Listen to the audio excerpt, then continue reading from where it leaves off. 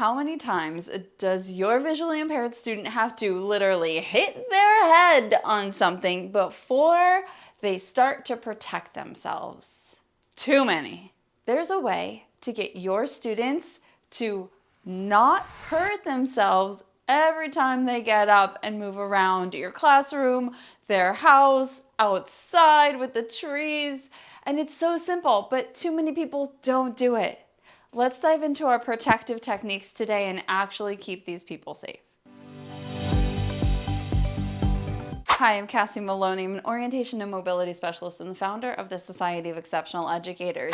Your students or people that you're working with, or if you have a visual impairment yourself and you are hitting your head on cabinets or tree branches or lower things, there's a reason.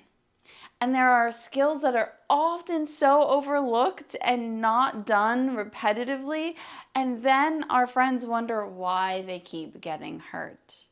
It's because they're not protecting themselves. There are two ways to protect yourself outside of using your cane when you have a visual impairment. The first being upper body protective technique and the second lower body protective technique. So I'm going to show you exactly step by step how to do this so that way you, if you have a visual impairment or if you are a teacher or caregiver or any sort of person working with or being around a person with a visual impairment and you want to be able to help and support them, you can know exactly how.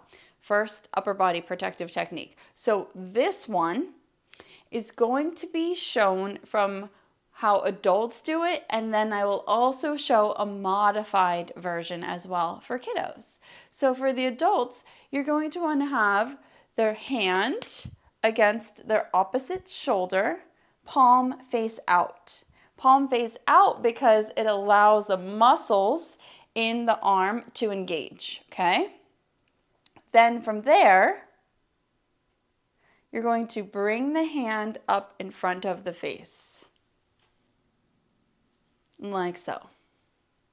Now, the amount that it's in front of the face is probably like a foot or so, but there's no real specific amount that you have to have. You have to have your hand in front of your face. And what this allows for is if you are walking and you hit something, then your arm muscles will contract and you will hit your hand instead of your face.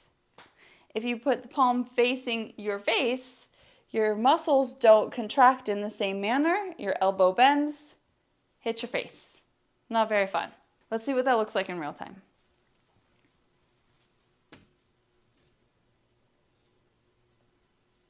Now for our younger ones or our kiddos who have multiple impairments, they may not have the spatial awareness to bring their hand in front of their face. Okay, you could do it with any hand, it doesn't matter. What they might need to do is have both hands up and just hold both of their hands together. And I like to still have palms face out, and then they put their hands up and they can walk that way.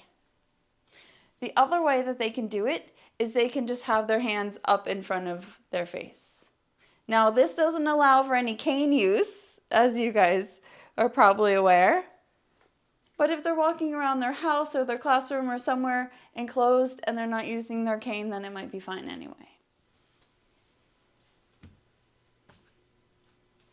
You can bring your hand to the opposite shoulder, then bring your hand out in front of your face, palm face out, and then you can walk and you'll find whatever wall, whatever cabinet, and you are protected.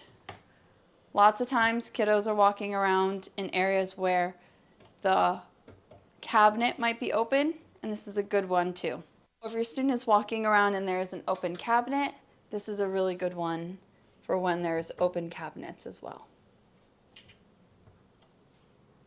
For your lower body protective technique, you really are protecting the groin area here. There's a lot of sensitivity happening. So this is typically used when you're not using a cane. Palm will go face in this time, again, against the opposite side of the body, but we are going for the hip now. And now We bring our arm out, not so straight that the elbow is straight and not so close in that you don't have any wiggle room and you're just going to hit yourself, but just at a comfortable angle. Really, this arm needs to be active and searching for other things that it's going to come in contact with. So for example, if I was walking around and I was about to hit the cabinet, it would find the cabinet before I did. Let's see it from a different angle.